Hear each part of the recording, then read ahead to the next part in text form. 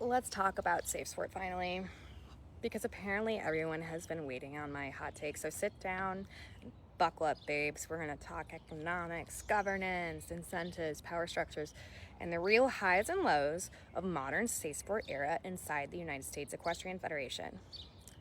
First, athlete protection matters. Full stop. And Safe Sport exists for a reason.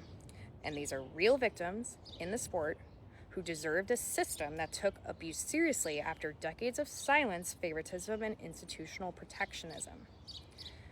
But here is where the conversation gets uncomfortable. I do not believe the largest issue is Safe Sport itself. I believe the larger issue is how organizations, leadership structures, and industry politics adapt around systems of enforcement and reputational risk. Once governing bodies realize allegations, investigations, and public pressure can influence member behavior with fear, the entire ecosystem changes. People become quieter, trainers become cautious, members stop questioning leadership publicly, and professionals fear reputational damage regardless of the outcome.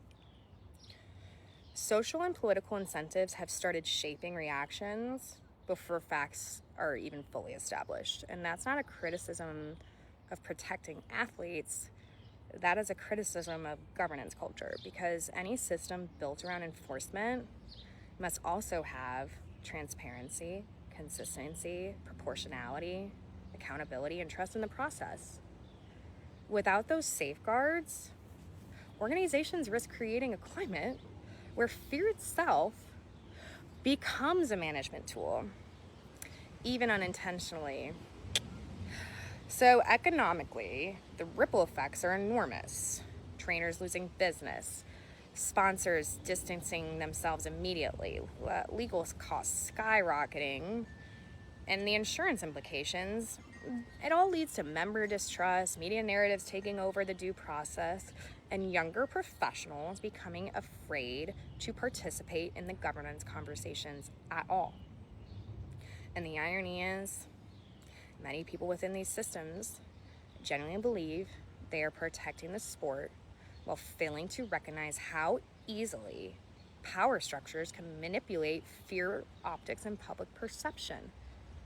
A healthy governing body should be able to do both: protect victims and preserve fairness. Those are not opposing concepts, and the future of equestrian sport cannot run on whisper networks, selective outrage, PR management, and institutional self-preservation. It has to run on trust.